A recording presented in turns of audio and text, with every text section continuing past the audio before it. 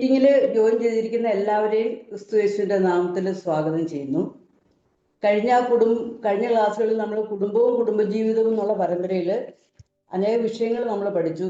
എന്നാൽ ഇന്ന് നമ്മുടെ മുമ്പിലുള്ള അവതരിപ്പിക്കപ്പെടുന്ന വിഷയം ഏറ്റവും ഇൻട്രസ്റ്റിംഗ് ആയിട്ടുള്ള ഒരു വിഷയമാണ്.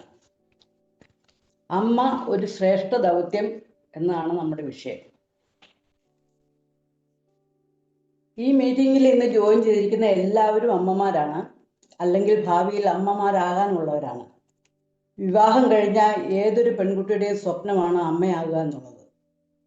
3-4 വയസ്സാകുമ്പോഴേക്കും നമ്മൾ കണ്ടിട്ടുണ്ട് പെൺകുട്ടികൾ പാവക്കുട്ടിയെ എടുക്കുകയും കുളിപ്പിക്കുകയും കുടിപ്പിക്കുകയും താരാട്ട് പാടുകയും ഒക്കെ ചെയ്യുന്നത്, അമ്മമാരെ അനുകരിച്ച് അങ്ങനെ ചെയ്യുന്നത് നാം കണ്ടിട്ടുണ്ട്. തൊട്ടിലാട്ടുന്ന കരങ്ങളാണ് രാജ്യം ഭരിക്കുന്നതെന്ന് നാം കേട്ടിട്ടുണ്ട്. അമ്മമാരാരും രാജ്യം ഭരിച്ചത് കേട്ടിരിക്കുന്നത് വിരളമാണ്. എന്നാലും കാര്യക്ഷമതയുള്ള ഭരണകർത്താക്കൾ ഉണ്ടാകുന്നത് നല്ല അമ്മമാരിൽ നിന്നാണ്. നമുക്ക് ഈ ചൊല്ലിൽ നിന്ന് നമുക്ക് തിരിച്ചറിയാനായിട്ട് പറ്റും. ഒരു അമ്മയുടെ റോൾ എന്നുള്ളത്, അമ്മ മക്കളുടെ സംരക്ഷകയാണ്, ഉപദേശകയാണ്, പരിശീലകയാണ്, മോട്ടിവേഷൻ സ്പീക്കറാണ്. ഈ നിലകളിലൊക്കെ പ്രവർത്തിച്ചാൽ മാത്രമേ ഈ ദൗത്യം വിജയകരമാവുള്ളൂ. ഇതെല്ലാം ഒരുമിച്ച് പ്രവർത്തിച്ചാൽ മാത്രമാണ് ഈ ശ്രേഷ്ഠ ദൗത്യം നമുക്ക് വിജയകരമായി തീരുന്നത്. ഏത് ദൗത്യത്തിനും വിജയകരമാക്കണമെങ്കിൽ അതിൻ്റെ പിന്നിൽ ഏറ്റവും വിശ്വസ്തയോടെ നാം ചെയ്യേണ്ട ഉത്തരവാദിത്തങ്ങളുണ്ട്, അഭിമുഖീകരിക്കേണ്ട പ്രശ്നങ്ങളുണ്ട്, അതിജീവിക്കേണ്ട വെല്ലുവിളികളുണ്ട്. നമുക്ക് ദൈവത്തിൽ നിന്ന് ഈ ശ്രേഷ്ഠ ദൗത്യത്തെക്കുറിച്ച് സംസാരിക്കുന്നത് അലിസലിയാണ്. അലിസലി അതിനായിട്ട് ക്ഷണിക്കുന്നു. പൂഴ്ത്തോട് സഭയിലെ ദൈവനാമത്തിന് മഹത്വം ഉണ്ടാകട്ടെ.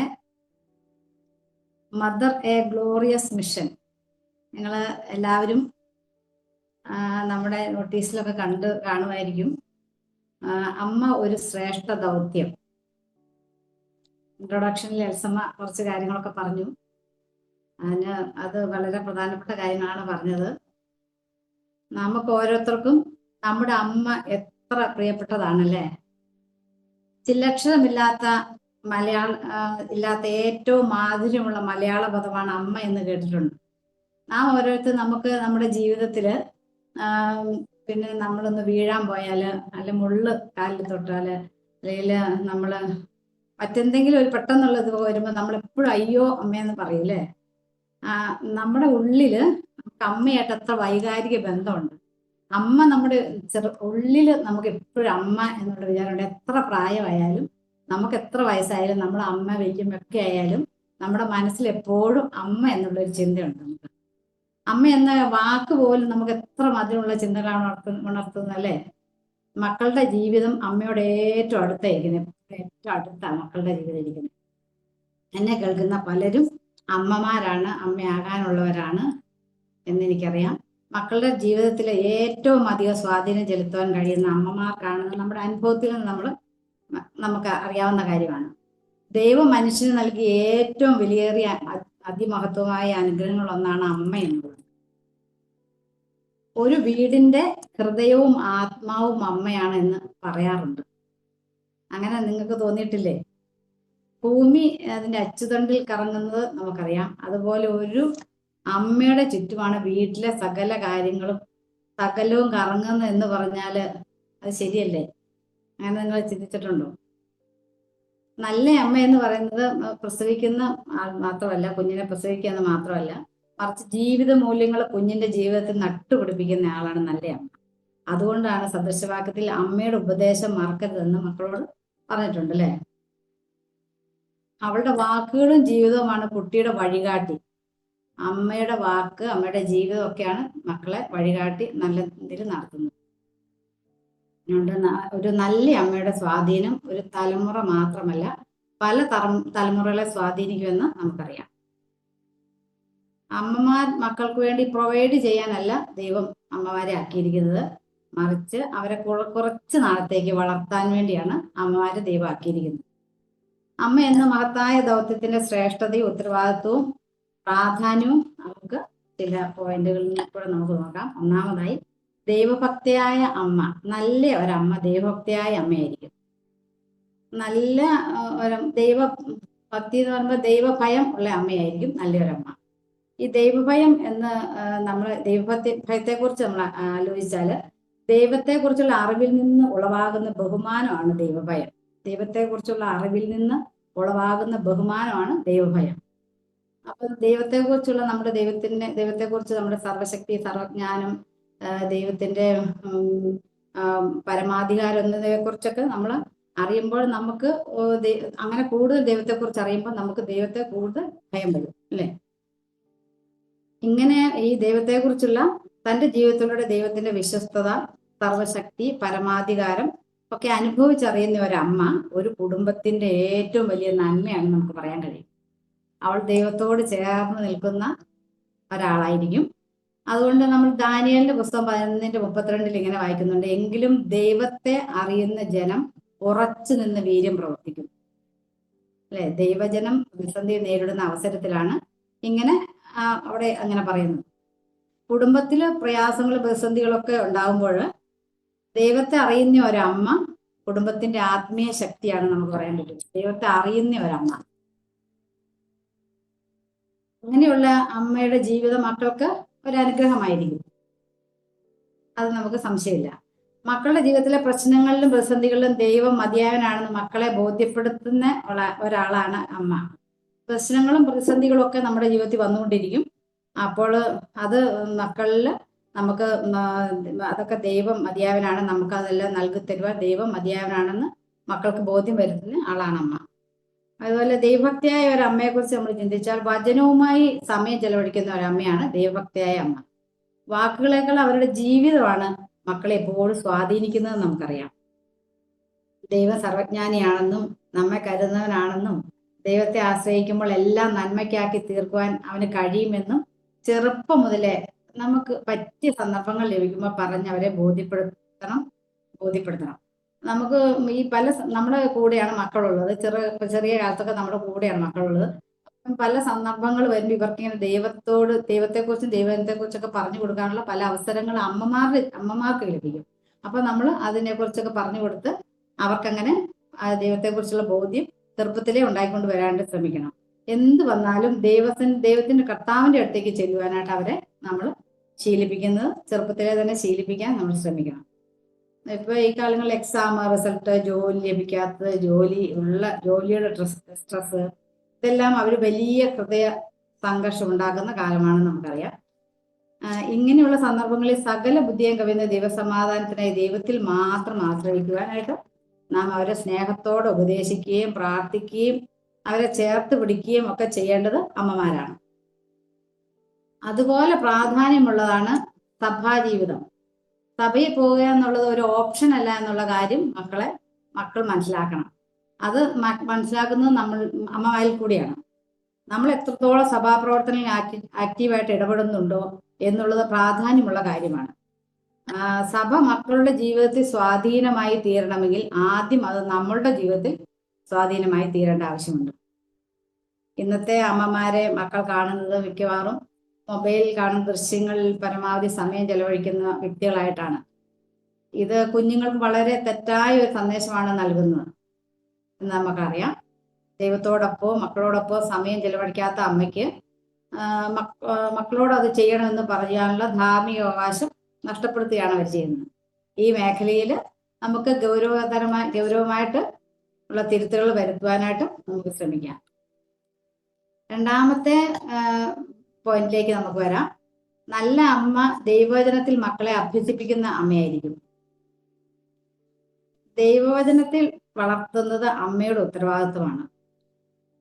നമ്മുടെ വാക്കുകൊണ്ടും ജീവിതം കൊണ്ടുമാണ് ദൈവവചനം അവരെ പഠിപ്പിക്കാൻ നമുക്ക് കഴിയുക.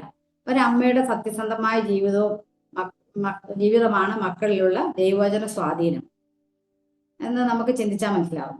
നമ്മുടെ ജീവിതത്തിൽ ഓരോ സന്ദർഭത്തിലും ദൈവവചന പ്രകാരം കൈകാര്യം ചെയ്യുവാൻ നാം ശ്രദ്ധിക്കണം. ദൈവവചനം ജീവിച്ച് കാണിച്ചു കൊടുക്കുന്ന അവരെ സ്വാധീനിക്കും. ഇതിനെയാണ് 5ാമത്തെ സുവിശേഷം എന്ന് പറയുന്നത് നാം കേട്ടിട്ടുണ്ട്. പലപ്പോഴും ഈ 5ാമത്തെ സുവിശേഷം കണ്ടാണ് നമ്മുടെ മക്കള് വളരുന്നത്. നമ്മുടെ പെരുമാറ്റത്തിലും വാക്കുകളിലും മൂല്യങ്ങളിലും നിലപാടുകളിലും പ്രവൃത്തികളിലും എത്രത്തോളം ദൈവവചനത്തിന് പ്രാധാന്യം കൊടുക്കുന്നുണ്ട് എന്ന ചോദ്യം വളരെ പ്രാധാന്യമാണ്. അമ്മമാരായ നമ്മൾ അയൽപക്കത്തുള്ള ഒരാളോട് സംസാരിക്കുന്നത്, വീട്ടിലൊരാൾ വരുമ്പോൾ ഇടപെടുന്നത്, വീട്ടിൽ തന്നെ ഉള്ളവരോട് ഇടപെടുന്നത്, നമ്മുടെ ബന്ധുക്കൾ വരുമ്പോൾ ഇടപെടുന്നത്, എല്ലാം നമ്മുടെ മക്കള് ശ്രദ്ധിച്ചോടെ ഇരിക്കുന്നത്. നമ്മൾ മക്കളല്ലേ എന്നോർത്ത് ചിലപ്പം പറയുന്നത് പോലെ പറയാതെ ഒക്കെ ഇരിക്കും. പക്ഷെ അതൊക്കെ വളരെ മക്കളിൽ അതൊക്കെ വളരെ അവർ ശ്രദ്ധിക്കുന്നുണ്ടെന്നുള്ള കാര്യം നാം അറിഞ്ഞിരിക്കണം. അതുപോലെ നമ്മൾ സദൃശവാക്യം 22:6 വായിച്ചാല്, ബാലൻ നടക്കേണ്ടുന്ന വഴിയിൽ അവനെ അഭ്യസിപ്പിക്കണം, അവൻ വൃദ്ധനായാലും അത് വിട്ടുമാറുകയില്ല എന്നാണ് സദൃശവാക്യം 22:6.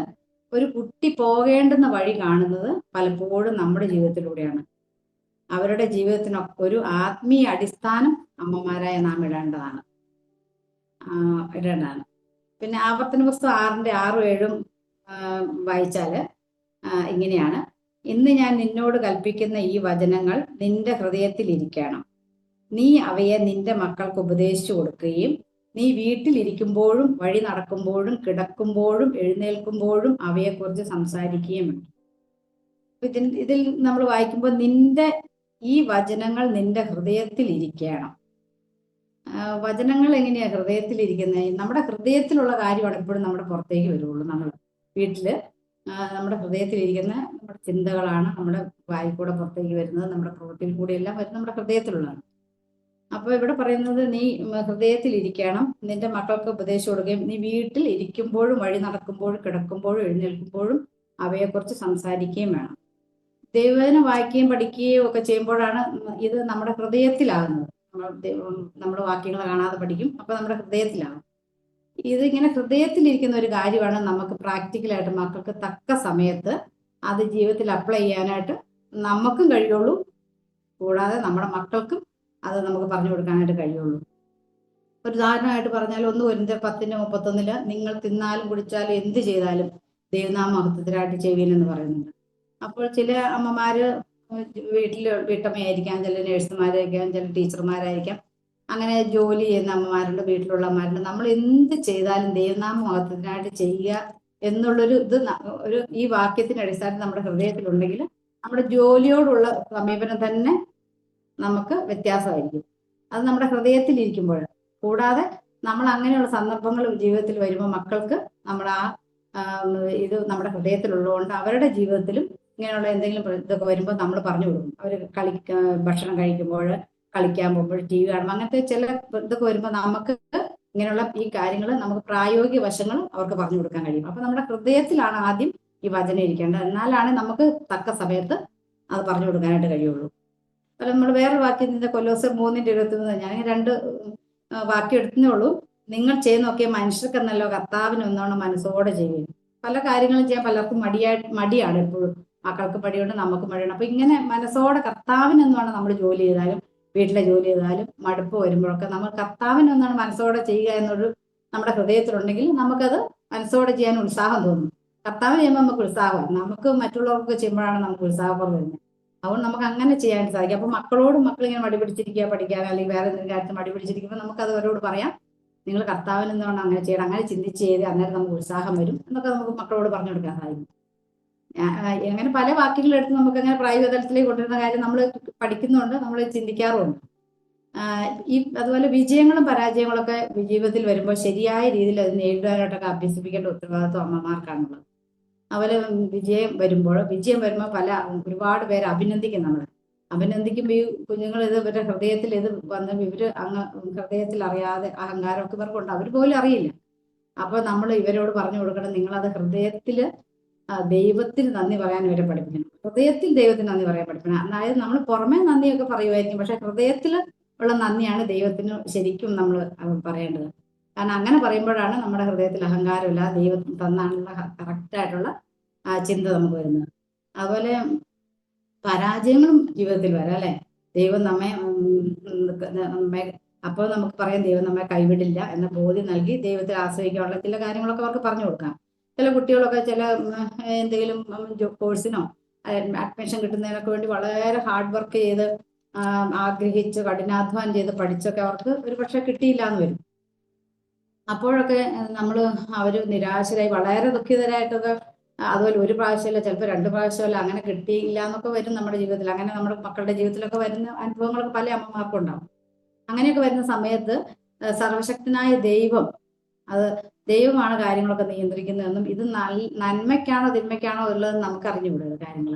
അപ്പൊ അത് ദൈവത്തിന്റെ കാര്യങ്ങൾ നമുക്ക് നന്മയ്ക്കല്ലായിരിക്കും എന്നും പറഞ്ഞ് മക്കളെ ആശ്വസിപ്പിക്കുകയും അവരെ അങ്ങനെ ആശ്വസിപ്പിക്കുക, ആ വിധത്തിൽ ചിന്തിപ്പിക്കാനൊക്കെ കഴിയുന്നത് അമ്മമാർക്കാണ്. ഇതൊക്കെ നമുക്ക് ചെയ്യണമെങ്കിൽ ആദ്യം നമ്മുടെ ഹൃദയത്തിൽ ഈ ദൈവവചനം ഇരിക്കണം. ഇങ്ങനെ ഇരിക്കുന്ന ദൈവവചനമാണ് നമുക്ക് മക്കൾക്ക് പറഞ്ഞു കൊടുക്കാൻ. അങ്ങനെ ഒരു ധാരാളം അവസരങ്ങൾ നമ്മുടെ കുഞ്ഞുങ്ങൾ നമ്മളോടുകൂടെ ഉള്ളപ്പോൾ നമുക്ക് ധാരാളം അവസരങ്ങൾ നമുക്ക് ലഭിക്കും. ഇങ്ങനെ അതുപോലെ ചെറുപ്പത്തിൽ തന്നെ ഈ പനിയൊക്കെ വരുമ്പോൾ മരുന്നൊക്കെ മേടിച്ചാലും ഈ മരുന്നൊക്കെ കഴിക്കുമ്പോഴും ഈ ദൈവം പനി മാറ്റിയാലേ മാറുള്ളൂ, മരുന്നൊക്കെ കഴിച്ചാലും മരുന്നിൽ കൂടെ ദൈവം പ്രവർത്തിക്കേണ്ട എന്നുള്ള കാര്യങ്ങളൊക്കെ പ്രായോഗിക തലത്തിൽ നമ്മൾ മക്കൾക്ക് പറഞ്ഞു കൊടുക്കേണ്ട ഉത്തരവാദിത്വം നമുക്കുണ്ട്. അപ്പോൾ അവർ വളരുന്നതിനനുസരിച്ച് അവർ കൂടുതൽ ദൈവാശ്രയമുള്ളവരായിട്ട് വളർന്നു വരുന്നു. അവര് ഇങ്ങനെയൊക്കെ നമ്മൾ ഇത് ചെറുപ്പകാലം മുതലേ നമ്മൾ ചെയ്യേണ്ട ഒരു ഉത്തരവാദിത്വം അമ്മമാരെന്നല്ല നമുക്കുണ്ട്. ചെറുപ്പത്തിൽ മുതലേ ഒരു 1.5 വയസ്സൊക്കെ ആകുമ്പോൾ മുതലേ മക്കൾക്ക് ഈ കാര്യങ്ങളൊക്കെ പറഞ്ഞാൽ മനസ്സിലാവും. അവരും കൂടി പറയാൻ പറ്റുന്നില്ലെങ്കിൽ അവർക്ക് മനസ്സിലാവും.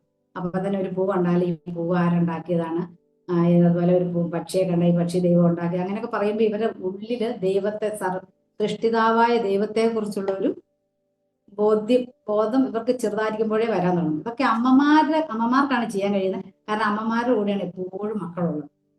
ഫലം വളരുന്നതനുസരിച്ച് ബൈബിളിലെ കഥകൾ നമുക്ക് പഠിപ്പിച്ചു കൊടുക്കാം.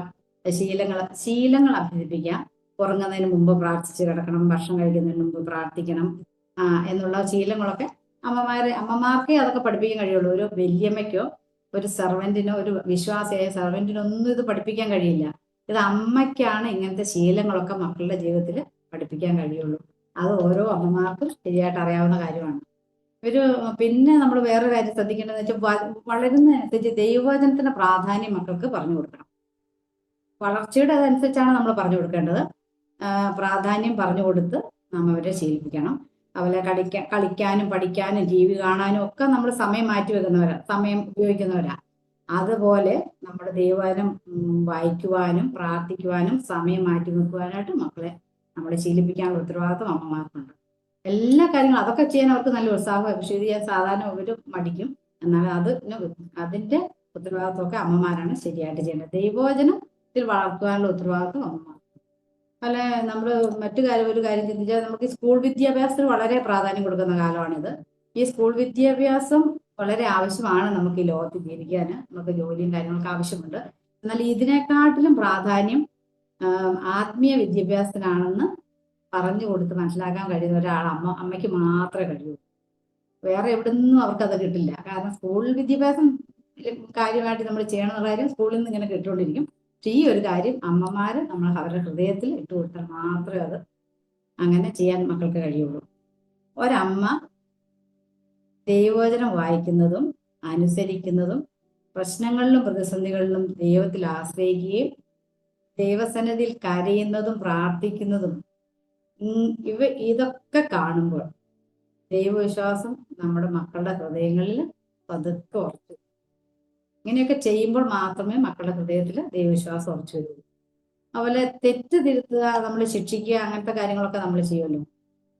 അതൊക്കെ നമ്മൾ ദൈവവചനപ്രകാരം ചെയ്യണം. തെറ്റ് ഇപ്പം നമ്മുടെ വീട്ടിൽ അടിക്കുമ്പോൾ ചിലപ്പോൾ ഫാദർ ആയിരിക്കും അപ്പം പിള്ളേരെ അടിക്കുന്നത്. അടിച്ചു കഴിയുമ്പോൾ അത് എന്തിനടിച്ചേ, അങ്ങനെ അടിച്ചതിന്റെ കാരണം എന്താണ്, അതൊക്കെ പറഞ്ഞു കൊടുക്കേണ്ടത് അമ്മമാരാണ്. അങ്ങനെ അമ്മമാർക്ക് അത് പറഞ്ഞു കൊടുക്കാൻ പറ്റുള്ളൂ. കാരണം അവർ പറഞ്ഞു കൊടുക്കുമ്പോൾ മക്കൾ അതൊരു ശ്രദ്ധയോടെ കേൾക്കുകയും മനസ്സിലാക്കി കൊടുക്കുക, അത് ക്ലിയർ ചെയ്ത് കൊടുക്കേണ്ട ഉത്തരവാദിത്വം അമ്മമാരാണ്. അപ്പൊ തെറ്റിനെ നമ്മൾ ശിക്ഷിക്കുകയും വേണം, അതിനനുസരിച്ച് അവരോട് ഇടപെടുകയും വേണം. അപ്പൊ ഈ മക്കളോട് ഏറ്റവും ഹൃദയബന്ധം നമുക്ക് ഈ ഒരു 10 വയസ്സ് വരെ എനിക്ക് തോന്നുന്നത് ഈ അമ്മമാർ എന്ത് പറഞ്ഞാലും മക്കൾ കേൾക്കും. ആൺകുട്ടികളാണ് പെൺകുട്ടികളാണ് അമ്മമാർ അങ്ങനെ ചെയ്യണം, അങ്ങോട്ട് പോകുമ്പോൾ അവിടെ നിൽക്കണം, ചെയ്യണം, പോകണം, വരണം എന്നൊക്കെ നമ്മൾ പറഞ്ഞാൽ അതുപോലെ ഇവർ ചെയ്യും. ആ കാലങ്ങളിൽ നമ്മൾ ഇവരുടെ ഹൃദയങ്ങളിൽ ശരിക്കും ദൈവവചനത്തിന്റെ ആദ്യ പാഠങ്ങൾ ഇട്ട് കൊടുത്താല് പിന്നെ ടീനേജിലേക്ക് കയറുമ്പോൾ ഇവരുടെ ഐഡന്റിറ്റി ക്രൈസിന്റെ കാലങ്ങളൊക്കെയാണ്. അപ്പോൾ അവര് ഐഡന്റിറ്റി ഫോം ഇതിനോടനുബന്ധിച്ചൊക്കെ അവര് ചിലപ്പോൾ നമ്മളോട് എതിർപ്പൊക്കെ പ്രകടിപ്പിക്കും. പക്ഷെ അതിനു മുമ്പേ ദൈവത്തിന്റെ ഒരു ചിന്തകളും ഇങ്ങനെ ദൈവത്തിന്റെ ചിന്തകളൊക്കെ ഇട്ട് കൊടുത്തു കഴിയുമ്പോൾ പിന്നെ അവർക്ക് അങ്ങനെയൊക്കെ ഉണ്ടെങ്കിലും ഒരു പിടിച്ചു നിൽക്കാനും മുമ്പോട്ട് പോകാനൊക്കെ അവർക്ക് കഴിയും. അപ്പൊ ദൈവവചനത്തില് കുട്ടികളെ വളർത്തുക എന്നുള്ള ഒരു അമ്മയുടെ ഉത്തരവാദിത്വമാണ്. അത് ഒരമ്മ ഏറ്റവും നന്നായി ഒരു നല്ലൊരമ്മ അതിൽ ഏറ്റവും ശ്രദ്ധയോടെ ചെയ്യും. പിന്നെ മൂന്നാമതായിട്ട് നമ്മൾ ചിന്തിക്കുന്ന വിഷയം ത്യാഗം സഹിക്കുന്ന അമ്മ. ദൈവഭക്തിയായ അമ്മ ത്യാഗത്തിന്റെ വഴിയിലൂടെ നടക്കുന്ന ഒരാളായിരുന്നു. ഒരമ്മയുടെ ത്യാഗത്തെക്കുറിച്ച് എന്നെ കേൾക്കുന്ന അമ്മമാരോടൊന്നും പറയേണ്ട ആവശ്യമില്ല. എല്ലാവരും ത്യാഗപൂർവ്വം മക്കളെ വളർത്തുന്നതും വളർത്തിയിട്ടുള്ളതും ഉള്ള അമ്മമാരാണ് എന്നെ കേൾക്കുന്നത്. തന്റെ സൗകര്യങ്ങളെക്കാൾ മക്കളുടെ ആത്മീയവും മാനസികവും ഭൗതികവുമായ നന്മയ്ക്ക് അവൾ മുൻതൂക്കം കൊടുക്കുന്നു. അല്ലെ, തന്റെ സൗകര്യങ്ങളൊന്നും ഒരു കുട്ടി ഉണ്ടായപ്പോഴും നമ്മുടെ സൗകര്യങ്ങൾക്കനുസരിച്ചല്ല നമ്മൾ ചെയ്യുന്നത്. ആ കുഞ്ഞിന്റെ ഉറക്കത്തിന്റെ സമയത്ത് നമുക്ക് വിഷമമുണ്ടെങ്കിൽ നമ്മൾ അവരെ ഉറക്കും. അങ്ങനെ അവരുടെ ഇതിനനുസരിച്ചാണ് നമ്മൾ കാര്യങ്ങൾ ചെയ്യുന്നത്. അമ്മയുടെ സ്നേഹത്തെക്കുറിച്ച് നമ്മൾ ചിന്തിച്ചാൽ അതിന് നിബന്ധനകളോ വ്യവസ്ഥകളോ ഇല്ലാത്ത ത്യാഗപൂർണമായ സ്നേഹം അമ്മയ്ക്കുള്ളത്. അല്ലെ, യെശയ്യാവ് 49:15 ഇങ്ങനെ വായിക്കുന്നു: ഒരു സ്ത്രീ തന്റെ കുഞ്ഞിനെ മറക്കുന്നു, താൻ പ്രസവിച്ച മകനോട് കരുണ തോന്നാതിരിക്കുന്നു. അവർ മറന്നു കളഞ്ഞാലും ഞാൻ നിന്നെ മറക്കുകയില്ല. ഇവിടെ അമ്മയുടെ സ്നേഹത്തെ ദൈവസ്നേഹവുമായി താരതമ്യപ്പെടുത്തിയിരിക്കുക. അപ്പൊ ഇതിങ്ങനെ വായിച്ചപ്പോൾ ഞാൻ ചിന്തിച്ചു, അമ്മ ഈ ഒരു കൊച്ച് എത്ര തെറ്റ് ചെയ്താലും നമ്മൾ ക്ഷമയോടെ ഇരിക്കും, ദീർഘക്ഷമ. അവിടെ നമ്മൾ ദീർഘക്ഷമ കാണിക്കും. കാരണം ചെറിയ കൊച്ചുങ്ങൾ നമ്മൾ അത് കാണിച്ചാലും നമ്മൾ അടിക്കുകയൊക്കെ ചെയ്യണം. നമ്മൾ എത്ര അടിക്കും? 1-2 അടി കൊടുക്കും. അത് ഇവർക്ക് പറ്റില്ല, നമുക്ക് ചെറിയ മക്കളല്ലേ. അപ്പൊ ദീർഘക്ഷമയോടെ നമ്മളിരിക്കും. അവരെന്ത് തെറ്റ് ചെയ്ത് വന്നാലും നമ്മളവരെ സ്വീകരിക്കും, ക്ഷമിച്ച് സ്വീകരിക്കും. അപ്പൊ നമ്മുടെ ദൈവം നമ്മോട് കാണിക്കുന്ന അതേ മനോഭാവത്തിലാണ് നമ്മൾ നമ്മുടെ മക്കളോട് കാണിക്കുന്നത്. ദൈവസ്നേഹവും അമ്മയുടെ സ്നേഹവും തമ്മിലിവിടെ താരതമ്യപ്പെടുത്തിയിരിക്കുന്നതാണ് നാം കാണുന്നത്. അതുപോലെ ഒരു സ്ത്രീയുടെ ത്യാഗത്തെക്കുറിച്ച് ചിന്തിച്ചാല് ഗർഭധാരണം മുതൽ അമ്മയുടെ ത്യാഗപൂർണമായ ജീവിതം ആരംഭിക്കും. അല്ലെ, ഗർഭധാരണം മുതൽ തുടർന്നുള്ള പ്രസവം, മുലയൂട്ടല്, ശിശുവിനെ വളർത്തല് എന്നെല്ലാം ചിലവേറിയ കാര്യങ്ങളാണ് നമുക്കറിയാം. അമ്മയുടെ സ്വകാര്യത കുഞ്ഞിന്റെ ജനനത്തോട് ഒരളവോളം അവസാനിക്കുകയാണ്. കുഞ്ഞിനെ സ്നേഹിക്കുന്ന ഒരമ്മ സ്വകാര്യതയെ നഷ്ടപ്പെടുത്തുവാനായിട്ട് അവൾക്ക് മനസ്സ് ഉള്ളവളായിരിക്കും. അത് നമുക്ക് കുഞ്ഞിനോട് ഭയങ്കര സ്നേഹമുള്ള. അപ്പൊ നമ്മുടെ സ്വകാര്യ ജീവിതത്തെ കുറിച്ച് നമ്മുടെ അങ്ങനത്തെ ഒന്നും നമുക്ക് ചിന്തയില്ല. നമ്മുടെ കുഞ്ഞിന് അതുപോലെ സ്നേഹമായിരിക്കും. ചിലപ്പോൾ നമുക്ക് വിശക്കുന്ന സമയത്ത് നമുക്ക് ഭക്ഷണം കഴിക്കാൻ പറ്റില്ല, നമുക്ക് ഉറക്കം വരുന്ന സമയത്ത് നമുക്ക് ഉറങ്ങാൻ പറ്റില്ല, അങ്ങനെയൊക്കെ. അതുപോലെ നമുക്ക് പോകണം തോന്നുന്ന സ്ഥലത്ത് നമുക്ക് പോകാൻ പറ്റില്ല. അങ്ങനെ പല കാര്യങ്ങളും നമുക്ക് ഇവിടെ ചെയ്യാൻ കഴിയില്ല. സ്വാർത്ഥത തെല്ലുമില്ലാത്തൊരു സമീപനം നമുക്ക് കുഞ്ഞുങ്ങളോട് ഇവിടെ എടുക്കേണ്ടതായിട്ട് വരും. അതുപോലെ രണ്ടാമത്തെ മൂന്നാമത്തെ കുഞ്ഞുങ്ങളെയൊക്കെ വളർത്തണമെന്ന് ആഗ്രഹമുള്ളവരാണെങ്കിൽ ഇതിങ്ങനെ തുടർന്നുകൊണ്ടേ വരും. ചില വർഷങ്ങൾ ഇങ്ങനെ ഈ നമ്മുടെ കാര്യങ്ങൾ നടക്കാതെ ഈ കുഞ്ഞുങ്ങളുടെ വളർച്ചയോട് ബന്ധത്തിൽ അങ്ങനെ കാര്യങ്ങൾ ചെയ്തുകൊണ്ട് പോകേണ്ടി വരും. അപ്പോഴൊക്കെ ഇതൊക്കെ നമ്മൾ മടുത്തു പോകാതെ നമുക്ക് സന്തോഷത്തോടെ ചെയ്യണമെങ്കിൽ നമ്മൾ മടുത്തു പോകും. അല്ലേ, നമുക്ക് ചിലപ്പോൾ മടുപ്പൊക്കെ വരും. കഷ്ടപ്പാട് ത്യാഗമുള്ള കാര്യമല്ല, ഒരുപാട് ത്യാഗം സഹിച്ച് ചെയ്യുന്ന കാര്യമാണ്. അപ്പൊ നമ്മൾ അങ്ങനെ മടുത്തു പോകാതിരിക്കണമെങ്കിൽ, സന്തോഷത്തോടെ നമുക്ക് ചെയ്യണമെങ്കിൽ നമ്മൾ ഇത് വെറും ഒരു ത്യാഗമല്ല എന്ന് ആദ്യം മനസ്സിലാക്കണം. ഇത് വെറും ഒരു ത്യാഗമല്ല സഹോദരങ്ങൾ, വലിയൊരു ഇൻവെസ്റ്റ്മെന്റ് ആണെന്ന് നാം മനസ്സിലാക്കണം. നമ്മുടെ മക്കളെ ദൈവത്തെ വളർത്തുന്നതും എല്ലാം ത്യാഗം സഹിക്കുന്നതും മക്കൾക്ക് വേണ്ടി ത്യാഗം സഹിക്കുന്നില്ല വലിയൊരു ഇൻവെസ്റ്റ്മെന്റ് ആണ്. ഇത് നിത്യതയോടെ എത്തുന്നതാണെന്ന് മനസ്സിലാക്കിയാലേ നമുക്ക് ഇങ്ങനെ ഈ ത്യാഗം സന്തോഷത്തോടെ സഹിച്ച് നമുക്ക് കുഞ്ഞുങ്ങളെ വളർത്താനായിട്ട് കഴിയുള്ളൂ. അതുപോലെ പിന്നെ നമ്മൾ മക്കളെ കുറിച്ച് ചിന്തിച്ചാൽ ഈ മക്കൾ എന്ന് പറയുന്നത് നമുക്ക് ദൈവത്തിന്റെ ഒരു ദാനമാണ്. ദാനവും പിന്നെ നമുക്കൊരു ഗിഫ്റ്റാണ്. അവര് നമുക്ക് തരുന്ന ഒരു ഗിഫ്റ്റാണ്. നമ്മുടെ ഓരോ മക്കളും എത്ര പേര് അമ്മയാകാനായിട്ട് ആഗ്രഹിക്കുന്നുണ്ട് അല്ലെ? എത്രയോ പേര് അമ്മയായിട്ട് ആഗ്രഹിച്ചിട്ട് അവർക്ക് അമ്മയാകാനായിട്ട് കഴിയുന്നില്ല. അത് ആ സമയത്ത് നമുക്ക് ദൈവം മക്കളെ തന്ന് അവരെ വളർത്താനുള്ള അവസരവും നമുക്ക് തന്നു. ദൈവം നമുക്ക് തന്നിരിക്കുന്ന കുഞ്ഞുങ്ങൾ യുണീക്ക് പേഴ്സൺ ആണ് അല്ലെ? അവരെ പോലെ മറ്റൊരാളില്ല. അപ്പൊ നമുക്ക് തന്നിരിക്കുന്ന ഓരോ മക്കളും പ്രത്യേകതയുള്ള മക്കളാണ്. അവരെ വളർത്തുവാനുള്ള കൃപ നമുക്ക് ദൈവം തരും. ദൈവത്തിൽ ആശ്രയിക്കുന്ന അമ്മമാർക്ക് അവരെ വളർത്തുവാനുള്ള കൃപയും ലഭിക്കും. ദൈവത്തിലുള്ള വിശ്വാസം, ദൈവവചനം, പ്രിൻസിപ്പിൾസ് ഓഫ് ഫാമിലി ലൈഫ്, ഇതൊക്കെ മുറുകെ പിടിക്കുന്ന ഒരമ്മയ്ക്ക് ഇതൊക്കെ നന്നായി ചെയ്യാൻ കഴിയും. ഇതൊക്കെ മുറുകെ പിടിക്കുന്ന ഒരമ്മയ്ക്ക് ഇതെല്ലാം ദൈവത്തിൽ ആശ്രയിച്ച് വളരെ നന്നായിട്ട് ചെയ്യാനായിട്ട് കഴിയും. ഒരമ്മ ഒരിക്കലും ഇങ്ങനെ പറയുന്നത് ശ്രദ്ധിച്ചിട്ടുണ്ട്. അങ്ങനെ കേൾക്കാനിടയായി, നമ്മുടെ കുട്ടിക്ക് കൊടുക്കുവാൻ പറ്റുന്ന ഏറ്റവും നല്ല ഗിഫ്റ്റ്. ഇപ്പൊ നിങ്ങളുടെ ഹൃദയത്തിൽ പല ഗിഫ്റ്റും വന്നിട്ടുണ്ടാവും. ഒരു കൊച്ചിന് കൊടുക്കാൻ പറ്റിയ ഏറ്റവും നല്ല ഗിഫ്റ്റ് ഏതാണ്? ഏറ്റവും നല്ല ഗിഫ്റ്റ് എന്നുള്ളത് രണ്ടാമത്തെ ഒരു കുട്ടിയാണ് ആണെന്ന് ആ അമ്മ പറയുന്നത് ഞാൻ ഓർക്കുന്നു. ശരിയല്ലേ? ആ ഒരു കുഞ്ഞിന് നിങ്ങൾ എത്ര കാറോ ബൈക്കോ എന്ത് വാങ്ങിച്ചു കൊടുത്താലും ഈ ഗിഫ്റ്റിന് മറ്റൊരു കുട്ടിയെ കൂട്ടിന് കൊടുക്കുന്ന ഒരു അത്രയും വലിയ ഗിഫ്റ്റ് വേറൊരു ഗിഫ്റ്റ് ഇല്ല. ആധുനിക കാലഘട്ടത്തിൽ ഓരോ അഭിമുഖീകരിക്കുന്ന വലിയ പ്രശ്നമാണ് കരിയർ വേഴ്സസ് വർക്ക്. മാതൃത്വവും ജോലിയും തമ്മിലുള്ള സംഘർഷം വലിയ പ്രശ്നമുള്ള ഒരു കാര്യമാണ്. ഭവനത്തിന് പുറത്തു പോയി ജോലി ചെയ്യുന്ന അമ്മമാർക്ക് മക്കളോടുകൂടി അധികം ചെലവഴിക്കാൻ സമയം കിട്ടുകയില്ല. ഇങ്ങനെയുള്ള സന്ദർഭങ്ങളിൽ ചിലപ്പോൾ കുട്ടിയുടെ നന്മയ്ക്കായി തൽക്കാലം ജോലി വിട്ടു നിൽക്കേണ്ട ആവശ്യങ്ങളൊക്കെ വരാറുണ്ട്. പലരും ചിലപ്പോൾ മെയ്ഡിനെ നിർത്തി കുഞ്ഞുങ്ങളെ നോക്കാറുണ്ട്, അവരുടെ ഡേ കെയറിൽ ജോലിയാക്കി പോകാറുണ്ട്. നാം ഒരു കാര്യം നാം ചിന്തിക്കണം, നമ്മളെ കുറച്ച് കാലത്തേക്ക് മാത്രം അവരെ നോക്കാനാണ് ദൈവം നമ്മെ ഏൽപ്പിച്ചിരിക്കുന്നത്. കുറച്ച് നാളത്തേക്ക് അവരെ വളർത്താൻ ദൈവം നമ്മെ ഏൽപ്പിച്ചിരിക്കുകയാണ്. നമ്മൾ അവരുടെ പ്രൊവൈഡർ ആകാനല്ല അമ്മമാരെ ഏൽപ്പിച്ചിരിക്കുന്നത്. അവരെ കുറച്ച് കാലത്തേക്ക് നമ്മളെ ഏൽപ്പിച്ചിരിക്കുന്ന മക്കളെ അവർ ദൈവഭയത്തിലും ദൈവവചനത്തിലും ഒക്കെ വളർത്തി അവരെ ദൈവത്തിന് പ്രയോജനമുള്ളവരായിട്ട് വിടാനാണ് ദൈവം നമ്മളെ കുറിച്ച് ആഗ്രഹിക്കുന്നത്. അവർക്ക് ഒരു ഫ്രണ്ടായിരിക്കാൻ, നല്ലൊരു ടീച്ചറായിരിക്കാനോ ഒക്കെയാണ് നമ്മളെ ദൈവം ആക്കിയിരിക്കുന്നത്. അവരെ ചെറിയ പ്രായത്തിൽ തന്നെ first lesson in faith, first ABCD ഒക്കെ അമ്മമാർ തന്നെ പഠിപ്പിക്കണം. അമ്മമാർക്കേ പഠിപ്പിക്കാൻ കഴിയുള്ളൂ. അതുപോലെ സമയത്ത് ഭക്ഷണം കഴിക്കുക, എല്ലാ ഭക്ഷണങ്ങളെയും കഴിക്കാൻ പഠിപ്പിക്കുക, നേരത്തെ ഉറക്കുക, രാവിലെ എഴുന്നേക്കാൻ പഠിപ്പിക്കുക. ഇതെല്ലാം ഒരമ്മയ്ക്കല്ലാതെ ആർക്കാ ചെയ്യാൻ കഴിയുക? അമ്മമാർക്കേ ഇത് ചെയ്യാൻ കഴിയുള്ളൂ. അമ്മമാരുടെ സ്നേഹത്തിൽ, അമ്മമാരുടെ കരുതലിലൊക്കെ അമ്മമാർ ഇടപെടുമ്പോൾ ആണ് മക്കളെ ഇങ്ങനത്തെ ശീലങ്ങളൊക്കെ നമുക്ക് പഠിപ്പിക്കാനായിട്ട് കഴിയുന്നത്. പിന്നെ ജോലിയെ സംബന്ധിച്ച് നമ്മൾ ചിന്തിച്ചാൽ, ജോലിയെ സ്നേഹിച്ച് ഒരുപക്ഷെ മക്കളെ അവഗണിച്ചാൽ ഭാവിയിൽ ഒരുപക്ഷെ നമ്മൾ വലിയ വില നൽകാനായിട്ട് സാധ്യതയുണ്ട്. കാരണം ഇന്നത്തെ നമ്മുടെ മക്കളാണ് ഭാവി തലമുറ എന്ന കാര്യം നാം മറക്കരുത്. ഭാവിയിലെ ദൈവരാജ്യ പരിപാടി മുമ്പോട്ട് കൊണ്ടുപോകേണ്ടതും സമൂഹത്തെ ശരിയായ രീതിയിൽ നയിക്കേണ്ടതും അവരാണ്. അതുകൊണ്ട് ദൈവം ഏൽപ്പിച്ച അമ്മ എന്ന അതിമഹത്തായ ഉത്തരവാദിത്വം അവഗണിക്കുവാനും നമുക്ക് ദൈവം അനുവാദം തന്നിട്ടില്ല. ഇത് നമ്മളെ ഏൽപ്പിച്ചിരിക്കുന്ന ഉത്തരവാദിത്വം നമ്മുടെ ഏറ്റവും ശ്രേഷ്ഠതയോടെ ചെയ്യുവാനാണ് ദൈവം നമ്മളെക്കുറിച്ച് ആഗ്രഹിക്കുന്നത്. ഇന്റൻഷ്യലി ഒരമ്മ അത് ചെയ്താൽ നാളെ അതൊരു വലിയ ഇൻവെസ്റ്റ്മെന്റ് ആയിരിക്കും നാം വീണ്ടും ഓർമ്മിക്കണം. പിന്നെ ജോലി ചെയ്യേണ്ടതും പലപ്പോഴും ആവശ്യമായിട്ട് വരാം പല പല അമ്മമാർക്കും. എന്നാലും ഉത്തരവാദിത്തങ്ങളും നമ്മുടെ ഭാര്യ, അമ്മ, ജോലി എന്നുള്ള ഉത്തരവാദിത്തങ്ങളൊക്കെ ദൈവം തന്നാണെന്ന് മനസ്സിലാക്കി അതൊക്കെ ദൈവമാണ് നമ്മെ ഏൽപ്പിച്ചിരിക്കുന്നത്. അത് നമ്മൾ ബാലൻസ് ചെയ്തു നമ്മുടെ ജോലി കാര്യങ്ങളെല്ലാം കൂടെ ബാലൻസ് ചെയ്തുകൊണ്ട് പോകാനായിട്ട് നമുക്ക് കഴിയണം. എങ്കിലേ നമുക്ക് നല്ല മുമ്പോട്ട് പോകാൻ കഴിയുള്ളൂ. അപ്പൊ നാം എന്തിന് മൂല്യം കൊടുക്കുന്നു എന്നതിന് എന്ത് വാല്യൂ ചെയ്യുന്നു എന്നതിന്റെ അടിസ്ഥാനത്തിലായിരിക്കും നമ്മുടെ തീരുമാനം നാം എടുക്കുന്നത്. നമ്മുടെ മൂല്യത്തിനനുസരിച്ച് നാം ഈ വിഷയങ്ങളൊക്കെ വരുമ്പോൾ തീരുമാനം എടുക്കണം.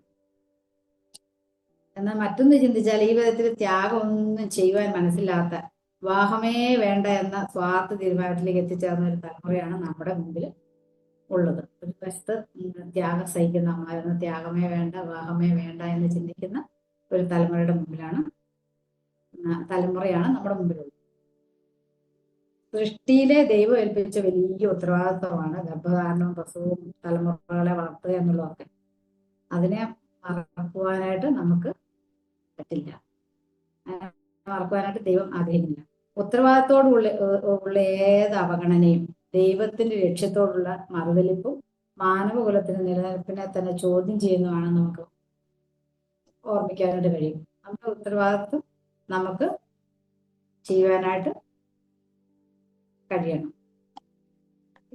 ഇന്ന് കുടുംബത്തിൽ ത്യാഗത്തിന് പകരം അലസതയും നമുക്ക് കാണാം, അല്ലെ? അലസതയുള്ള കുടുംബത്തിലെ പേരൻസിനെ, അമ്മമാരെയൊക്കെ നമുക്ക് കാണാം. വീട്ടില് ഭക്ഷണം പാകം ചെയ്യുന്ന ആരോഗ്യകരമായ ഫുഡിന് പകരം വൃത്തികരമായ ഹോട്ടൽ ഭക്ഷണവും അനാരോഗ്യകരമായ ജങ്ക് ഫുഡും ഒക്കെ ഓർഡർ ചെയ്ത് കഴിക്കുന്ന പ്രവണതയും വളരെ വർദ്ധിച്ചു വരുന്നത് നമുക്ക് ഈ കാലഘട്ടങ്ങളിൽ കാണാൻ കഴിയും. ഇത് മക്കളുടെ ആരോഗ്യത്തെയും നമ്മുടെ ആരോഗ്യത്തെയും പ്രതികൂലമായി ബാധിക്കുമെന്ന് നാം അറിയണം. ചെറുപ്പത്തിലെ തന്നെ പല രോഗങ്ങൾക്കും ഇത് കാരണമായി മാറും. ക്യാൻസർ പോലുള്ള മാരക രോഗങ്ങൾക്കും ഇരയാകുന്നെന്ന് പഠനങ്ങളൊക്കെ തെളിയിക്കുന്നതായിട്ട് നമുക്കെല്ലാം അറിയാം. അമ്മമാരുണ്ടാക്കുന്ന രുചിയും പോഷകവുമുള്ള നല്ല ഭക്ഷണം കഴിച്ചു വേണം മക്കൾ വളരാൻ, അല്ലേ?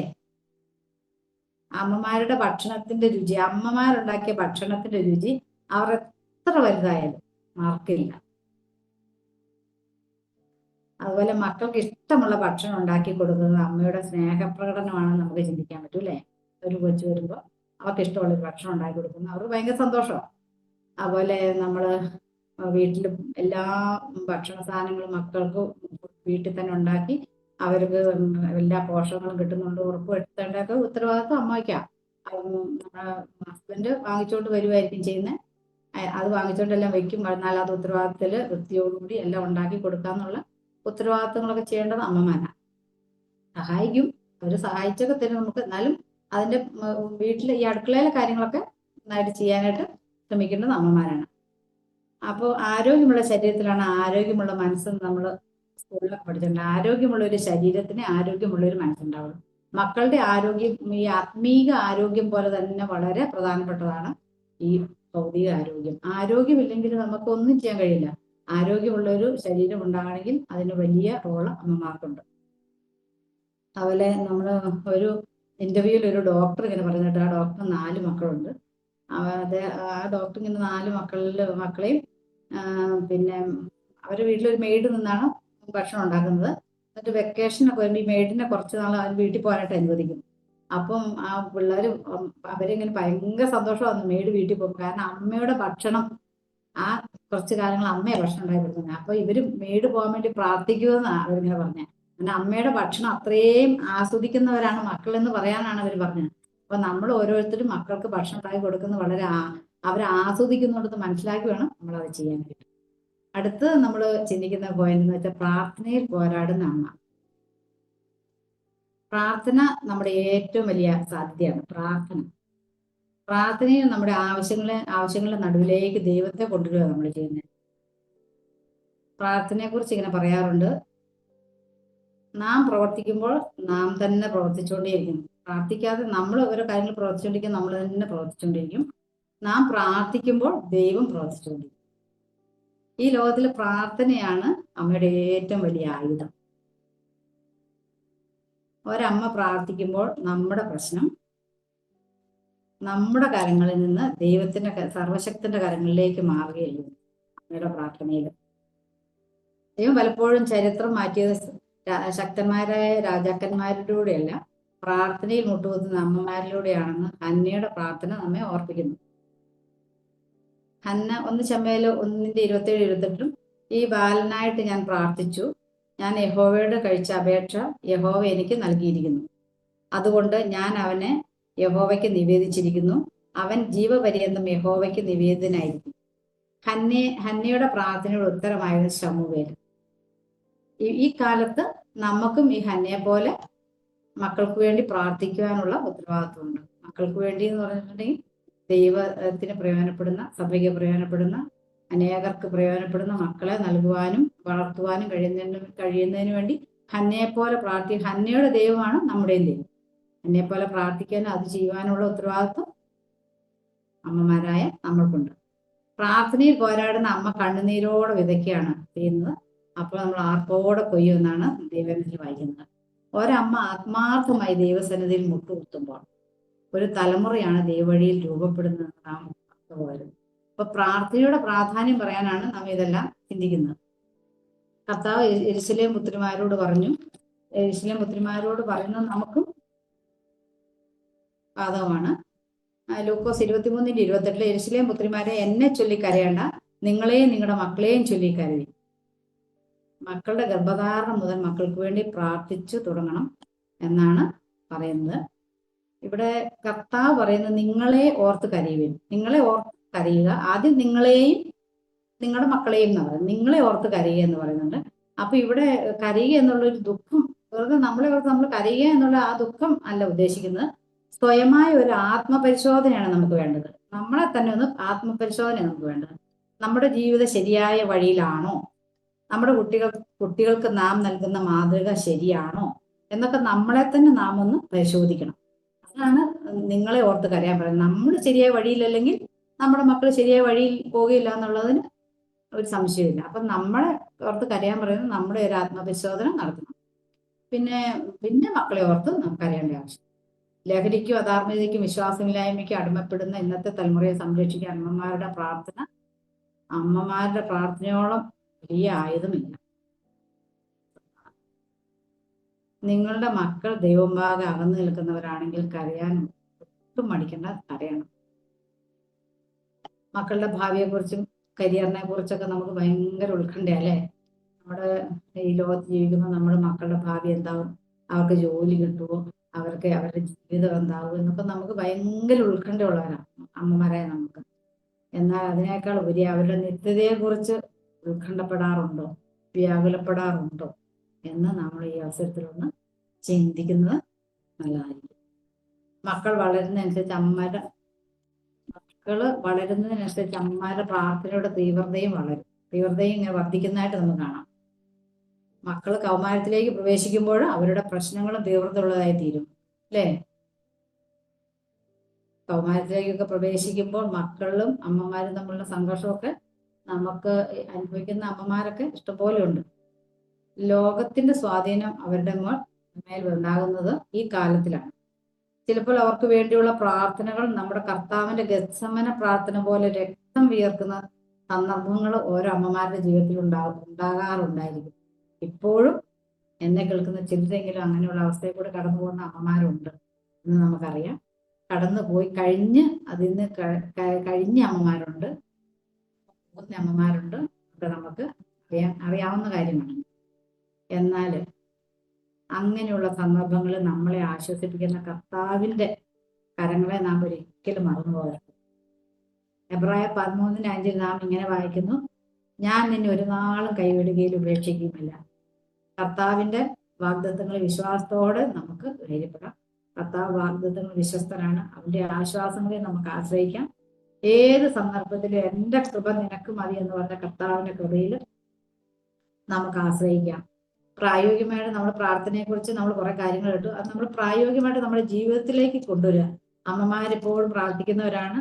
ആഴ്ചയിൽ ഒരു ദിവസമെങ്കിലും മക്കൾക്ക് വേണ്ടി പ്രത്യേകം ഒരു 2 മണിക്കൂറെങ്കിലും മാറ്റിവെച്ച് പാരൻസ് മക്കളെ ഓർത്ത് മാത്രം സ്ഥിരതയോടെ പ്രാർത്ഥിക്കാനായിട്ട് നമ്മൾ അങ്ങനെ മാറ്റിവെക്കുന്നത് വളരെ നല്ലതായിരിക്കും. കൂടാതെ മാസത്തിൽ ഒരിക്കലെങ്കിലും മക്കളെയും വീട്ടിൽ ഒരു 2 മണിക്കൂർ അവധി ദിവസം എപ്പോഴെങ്കിലും ഒന്ന് പ്രാർത്ഥിക്കാനൊക്കെ 1 മണിക്കൂർ 2 മണിക്കൂർ കണ്ടിന്യൂസ് ഇവരുടെ ആവശ്യങ്ങൾക്ക് പ്രാർത്ഥിക്കാനൊക്കെ നാം സമയം ചെലവഴിക്കുന്നത് ഇവയൊക്കെ നമ്മൾ പ്രാർത്ഥിക്കുന്നുണ്ടെന്ന് നമ്മുടെ മക്കൾ അറിയണം.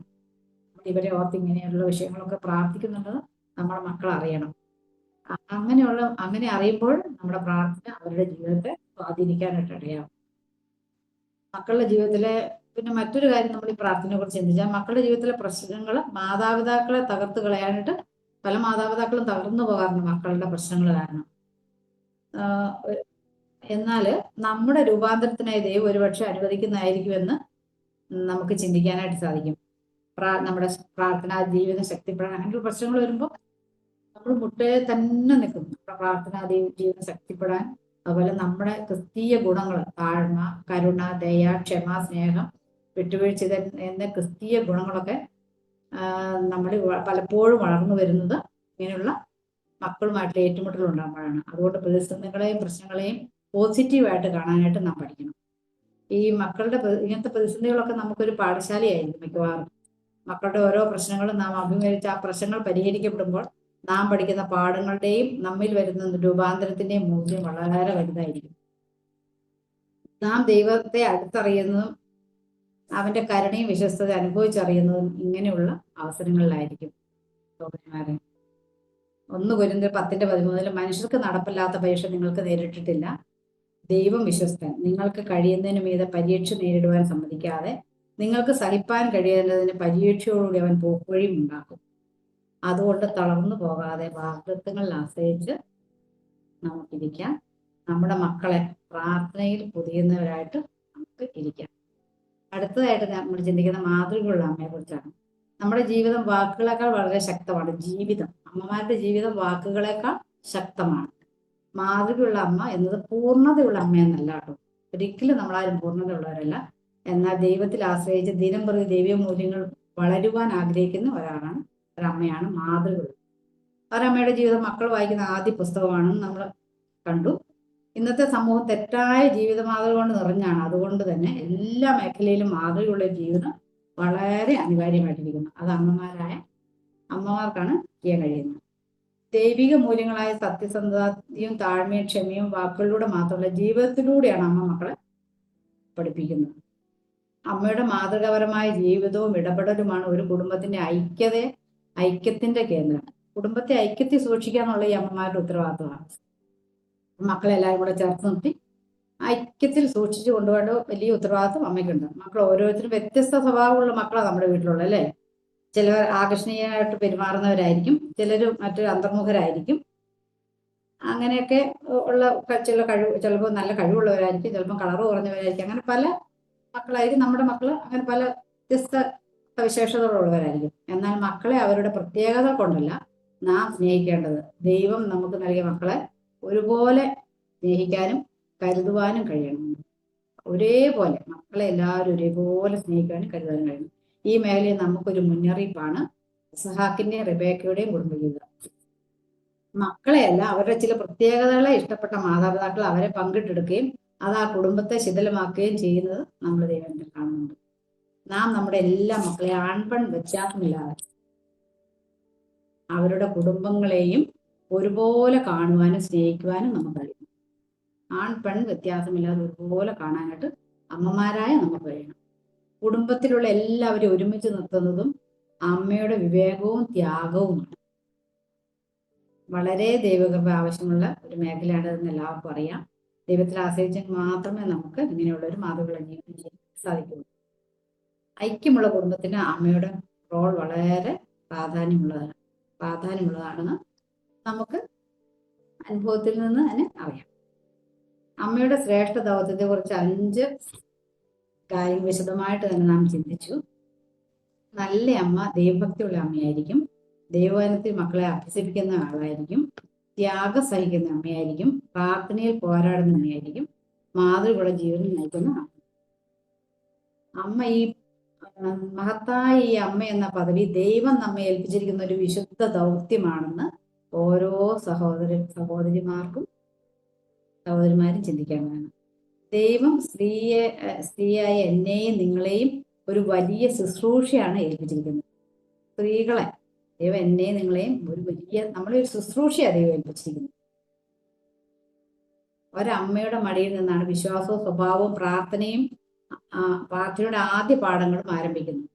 അവിടെയാണ് ഭാവി തലമുറ രൂപപ്പെടുന്നത് എന്ന് നാം ഓർക്കണം. മഹത്തായ ഈ മാതൃത്വം അളക്കുന്നത് ഭൗതിക വിജയങ്ങളാലല്ല എന്ന് നാം മനസ്സിലാക്കണം. നമ്മുടെ വിജയം അളക്കുന്നത് ഭൗതികമായ വിജയങ്ങളല്ല, ദൈവത്തെ സ്നേഹിക്കുന്ന ഒരു തലമുറയെ വാർത്തെടുക്കുന്നതിലൂടെയാണ് ദൈവകരങ്ങളിൽ സമർപ്പിക്കപ്പെട്ട അമ്മയുടെ ജീവിതം. നമ്മുടെ ദൈവകരങ്ങളിൽ സമർപ്പിക്കപ്പെട്ട ഒരു അമ്മയുടെ ജീവിതം ഒരിക്കലും വ്യർത്ഥമാകില്ല, വൃഥാവാകില്ല എന്ന് നാം തിരിച്ചറിയണം. ദൈവമാത്രത്തിനായിട്ട് 30, 60, 100 മേനി വിളയുവാനായിട്ട് അമ്മമാരായ നമ്മൾക്ക് കഴിയും. മഹത്തായ ഈ ദൗത്യം തലമുറകൾ കൈമാറേണ്ടതാണ്. ഈ ദൗത്യത്തിന്റെ ബാറ്റൺ ഏറ്റുവാങ്ങേണ്ടവരും മാതൃത്വത്തിന്റെ മഹത്തായ ദൗത്യം നിർവഹിക്കേണ്ടതും എന്നെ കേൾക്കുന്ന യുവതലമുറയാണ്. മാതൃത്വത്തെ നിസ്സാരവൽക്കരിക്കുന്ന നിങ്ങളുടെ തലമുറയിൽ അത് ഏറ്റെടുക്കുവാനും അതിന്റെ എല്ലാ ഗൗരവത്തോടെ നിർവഹിക്കുവാനും ദൈവം നിങ്ങൾക്ക് കൃപ ധാരാളം നൽകട്ടെ എന്ന് പ്രാർത്ഥിക്കുന്നു. അതുകൊണ്ട് കുടുംബം സ്ഥാപിച്ച ദൈവത്തിൽ നമുക്ക് ആശ്രയിക്കാം. ദൈവത്തിന്റെ അതിപരിശുദ്ധമായ നാമം വാഴ്ത്തപ്പെടുമാറാകട്ടെ. ലിസ്ലിയോടുള്ള നന്ദി അറിയിക്കുന്നു. ഈ മീറ്റിംഗിലേക്ക് ജോയിൻ ചെയ്ത എല്ലാ പ്രിയപ്പെട്ടവർക്കും നന്ദി അറിയിക്കുകയാണ്. നാം കേട്ടുകൊണ്ടിരുന്നത് അമ്മ ശ്രേഷ്ഠ ദൗത്യം എന്നാണ്. അത് ആദ്യമായി നാം ചിന്തിച്ചത് ദൈവഭക്തായ ഒരു അമ്മയെക്കുറിച്ചാണ്. ദൈവവചനത്തിൽ മക്കളെ അഭ്യസിപ്പിക്കേണ്ട ഉത്തരവാദിത്വം അമ്മയ്ക്കാണെന്ന് നമ്മൾ ചിന്തിച്ചു. ഹൃദയത്തിൽ ദൈവവചനം ഉണ്ടെങ്കിൽ മാത്രമേ നമുക്കത് അപ്ലൈ ചെയ്യാനായിട്ട് പറ്റുകയുള്ളൂ എന്ന് നമ്മൾ ചിന്തിച്ചു. മൂന്നാമത് നമ്മൾ ചിന്തിച്ചത് ത്യാഗം സഹിക്കുന്ന അമ്മയാണ്. അതൊരു ത്യാഗമല്ല, മക്കളുടെ മേലുള്ള ഒരു ഇൻവെസ്റ്റ്മെന്റ് ആണ് എന്ന് നാം ചിന്തിച്ചു. മക്കൾ എന്ന് പറയുന്നത് ദൈവം നൽകുന്ന ദാനമാണ്, അനുഗ്രഹമാണ്. പ്രാർത്ഥനയെക്കുറിച്ച് നമ്മൾ ചിന്തിച്ചപ്പോൾ പ്രാർത്ഥിക്കുമ്പോൾ ദൈവം പ്രവർത്തിക്കുന്നു, നമ്മൾ പ്രവർത്തിക്കുമ്പോൾ ദൈവം മാറി നിൽക്കുകയാണ് ചെയ്യുന്നത്. നമ്മൾ പ്രവർത്തിക്കേണ്ട കാര്യമില്ല, നമ്മൾ പ്രാർത്ഥിക്കുമ്പോൾ നമ്മുടെ ദൈവമാണ് പ്രവർത്തിക്കുന്നത്. അത് നാം ചിന്തിച്ചു. പിന്നെ മാതൃകയുള്ള ജീവിതം മക്കളുടെ മുമ്പിൽ കാഴ്ചവെക്കാനായിട്ട് നമുക്ക് ഉത്തരവാദിത്വം ഉണ്ടെന്നാണ് നമ്മൾ അവസാനമായിട്ട് ചിന്തിച്ചത്. വാക്കുകളേക്കാൾ ശക്തമാണ് അമ്മയുടെ ജീവിതം. മക്കൾ പോകേണ്ടുന്ന വഴി കാണുന്നത് അമ്മമാരിൽ നിന്നാണ് എന്ന് നമ്മൾ ചിന്തിച്ചു. ഇത് തലമുറയെ സ്വാധീനിക്കുന്ന നമ്മളെ ഏൽപ്പിച്ച ഒരു ശുശ്രൂഷയാണ് എന്ന് നാം ചിന്തിച്ചു. നമ്മൾ ഈ കാര്യങ്ങളൊക്കെ ചിന്തിച്ചപ്പോൾ ഇത്ര ശ്രേഷ്ഠമായ ഒരു ദൗത്യമാണോ ദൈവം നമ്മെ ഏൽപ്പിച്ചിരുന്നതെന്ന് നാം ഗൗരവത്തോടെ ചിന്തിക്കേണ്ടതാണ്. അതിൻ്റെ കുറവുകൾ മനസ്സിലാക്കുവാനും തുടർന്ന് നമ്മൾ ജീവിക്കുമ്പോൾ ഇത് മനസ്സിലാക്കി അത് പരിഹരിച്ച് ദൈവത്തിൽ ആശ്രയിച്ച് ജീവിക്കാനും ദൈവം നമ്മെ സഹായിക്കട്ടെ.